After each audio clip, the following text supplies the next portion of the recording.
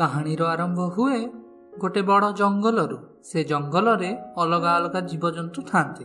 ଏହି ଜଙ୍ଗଲରେ ପାଣିର ବହୁତ ଅଭାବ ଥାଏ। ସେଥିପାଇଁ ଜଙ୍ଗଲର ସବୁ ଜୀବଜନ୍ତୁ ବୋଇତି କଖାରୁ ଖୋଳରେ ପାଣି ଜମା କରି ରଖନ୍ତି। ଦିନେ ଦିଟା ଛୁଆ ଘୁଷୁରୀ ଆଉ ଦିଟା ଛୁଆ ଠେକୁଆ ସାଙ୍ଗ ହୋଇ ଖେଳୁଥାନ୍ତି। ଆଉ ଏମାନଙ୍କୁ ଦେଖି ଗୋଟେ ଛୁଆ ଗୁଣ୍ଡୁଚି ମୂଷାଟେ ତାଙ୍କ ସହ ଖେଳିବାକୁ ଆସେ। କିନ୍ତୁ ଏମାନେ ଗୁଣ୍ଡୁଚିକୁ ଖେଳାନ୍ତି ନାହିଁ।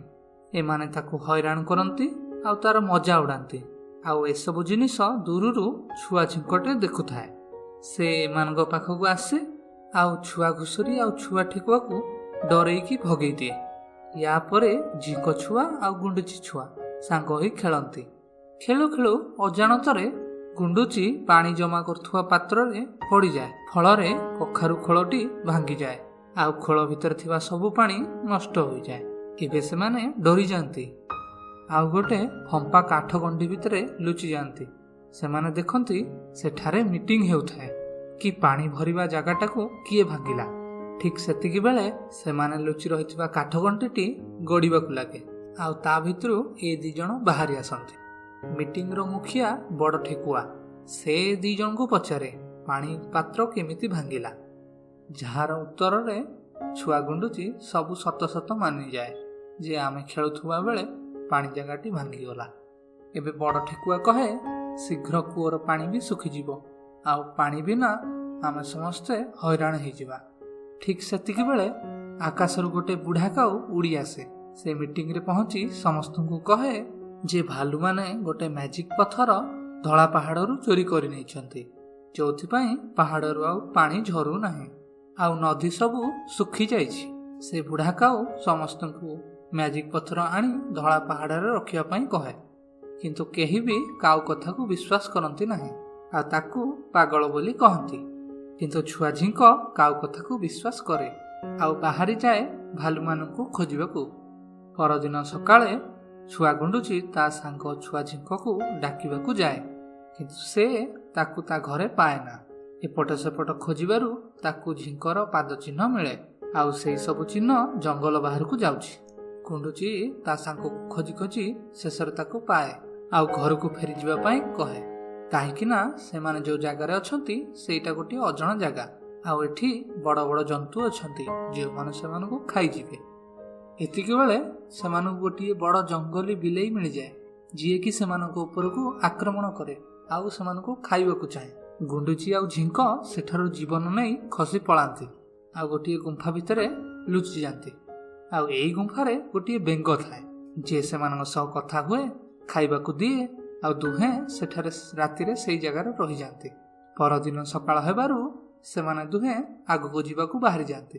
ବେଙ୍ଗ ସେମାନଙ୍କୁ ଗୋଟେ ଥଳିରେ ଅଙ୍ଗୁର କୋଳି ଦିଏ ବାଟରେ ଖାଇବା ପାଇଁ ଆଉ ସତର୍କ କରାଇ କହେ ବାଟରେ ଶିଆଳ ପଲ ମିଳିବେ ଆଉ ସେମାନଙ୍କ ଠାରୁ ଦୂରେଇ ରହିବ। ଏବେ ଚାଲୁ ଚାଲୁ ଝିଙ୍କ ଓ ଗୁଣ୍ଡୁଚି ଗୋଟେ ପଥୁରିଆ ଜାଗାରେ ପହଞ୍ଚି ଯାଆନ୍ତି ଆଉ ସେଠାରେ କିଛି ଜୀବଜନ୍ତୁଙ୍କୁ ଏଣେ ତେଣେ ଦୌଡ଼ୁଥିବାର ଦେଖନ୍ତି। ହଠାତ୍ ସେମାନଙ୍କ ସାମ୍ନାକୁ ତିନିଟା ଶିଆଳ ଆସିଯାଆନ୍ତି ଆଉ ଶିଆଳ ସବୁ ଏ ଦୁହିଁଙ୍କୁ ଖାଇବାକୁ ଚାହାନ୍ତି। ଛୁଆ ଝିଙ୍କ ସେମାନଙ୍କୁ ମ୍ୟାଜିକ ପଥର ବିଷୟରେ କହେ, ଯାହାକୁ ଶୁଣି ଶିଆଳ ଏ ଦୁହିଁଙ୍କୁ ଛାଡ଼ିଦିଏ। କିନ୍ତୁ ସେମାନେ ନିଜ ନିଜ ଭିତରେ କଥା ହୁଅନ୍ତି କି ଯେତେବେଳେ ଏ ଦୁହିଁ ମ୍ୟାଜିକ ପଥର ନେଇ ଫେରିବେ ସେତେବେଳେ ଏମାନେ ସେ ଦୁହିଁଙ୍କ ଠାରୁ ମ୍ୟାଜିକ ପଥର ଛଡ଼େଇ ନେବେ। ଏବେ ଦୁହେଁ ବହୁତ ଆଗକୁ ଆସିଯାଆନ୍ତି କିନ୍ତୁ ଦୁହିଁଙ୍କ ଭିତରେ ଝଗଡ଼ା ହୁଏ ଆଉ ଦୁହେଁ ଅଲଗା ହୋଇଯାଆନ୍ତି। ଛୁଆ ଗୁଣ୍ଡୁଚି ଗୋଟେ ପଥର ଉପରକୁ ଚଢ଼ିଯାଏ ଆଉ ତାକୁ ଭାଲୁମାନଙ୍କର ସବୁଜ ଜଙ୍ଗଲ ଦେଖାଯାଏ। ସେ ତା ସାଙ୍ଗ ଝିଙ୍କକୁ ଡାକିବାକୁ ଫେରିବା ବେଳେ ତା ଗୋଡ଼ ଖସିଯାଏ ଆଉ ସେ ଉଠିକି ଦେଖେ ତ ସେ ଭାଲୁମାନଙ୍କ ଭିତରେ ପଡ଼ିଛି। ଭାଲୁମାନଙ୍କ ଠାରୁ ଲୁଚିବା ପାଇଁ ଛୁଆ ଗୁଣ୍ଡୁଚି ଗୋଟେ ଭାଲୁର ପିଠିରେ ଚଢ଼ିଯାଏ ଆଉ ତା ଲୋମ ଭିତରେ ନିଜକୁ ଲୁଚାଇ ନିଏ। ସେ ଯେଉଁ ଭାଲୁ ପିଠିରେ ଚଢ଼ିଥାଏ ସେଇ ଭାଲୁଟି ଜଣେ ରାଜକୁମାର, କାହିଁକି ନା ତାଙ୍କ ବାପା ସେ ଭାଲୁ ଜଙ୍ଗଲର ରାଜା। କିଛି ସମୟ ପରେ ରାଜକୁମାର ଭାଲୁ ଜାଣିପାରେ କି ତା ଲୋମ ଭିତରେ କେହି ଗୋଟେ ଅଛି, ତଥାପି ବି ସେ ତାକୁ ସାଙ୍ଗରେ ନେଇ ଗୁମ୍ଫା ଭିତରକୁ ଯାଏ। ଅନ୍ୟପଟରେ ଛୁଆ ଝିଙ୍କ ବୁଲି ବୁଲି ଗୋଟେ ବଡ଼ ଝିଙ୍କକୁ ଭେଟେ ଆଉ ସେ ବଡ଼ ଝିଙ୍କ ଛୁଆ ଝିଙ୍କକୁ ଭାଲୁ ମାନଙ୍କର ଗୁମ୍ଫା ଭିତରକୁ ଯିବାର ଗୋଟିଏ ବାଟ ବତାଇ ଦିଏ। ଏଇ ବାଟଟି ପାଣି ଭିତରେ ହୋଇଥାଏ। ଛୁଆ ଝିଙ୍କ ସେଇ ପାଣି ବାଟ ଦେଇ ଗୁମ୍ଫା ଭିତରକୁ ଚାଲିଯାଏ। ସେ ଦେଖେ ସେଠାରେ ଗୋଟେ ମ୍ୟାଜିକ ପଥର ଅଛି ଆଉ ତା ଭିତରୁ ପାଣି ବାହାରୁଛି। ଛୁଆ ଝିଙ୍କ ଯେତେବେଳେ ପଥର ଆଣିବାକୁ ଯାଏ ଅନ୍ୟ ଦିଟା ଭାଲୁ ତାକୁ ଧରି ପକାନ୍ତି ଆଉ ତାକୁ ଗୋଟେ କୋଠରୀ ଭିତରେ ବନ୍ଦ କରିଦିଅନ୍ତି। କୋଠରୀ ଭିତରେ ଛୁଆ ଝିଙ୍କ ଦେଖେ କି ତା ସାଙ୍ଗ ଛୁଆ ଗୁଣ୍ଡୁଚି ବି ସେଠି ବନ୍ଦ ଅଛି।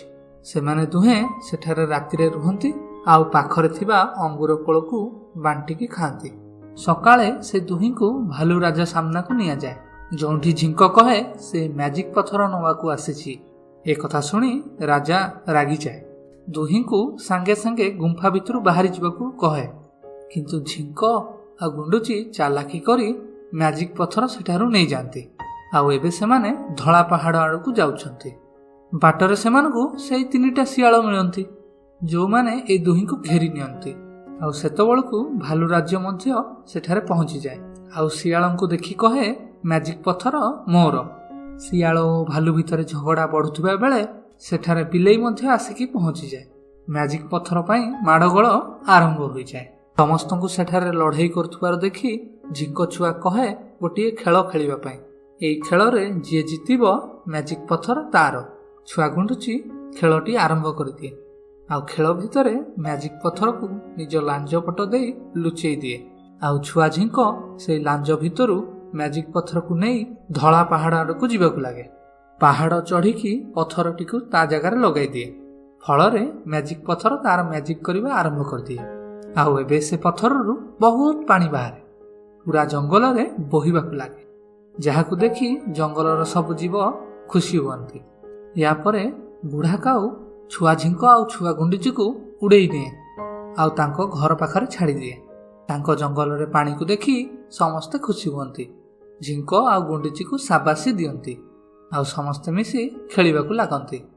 ଏହି ଗପଟି ଏଇଠି ସରିଲା। ଏହିଭଳି ଭିଡ଼ିଓ ଆଗକୁ ଦେଖିବା ପାଇଁ ଚ୍ୟାନେଲ ସବସ୍କ୍ରାଇବ୍ ନିଶ୍ଚୟ କର।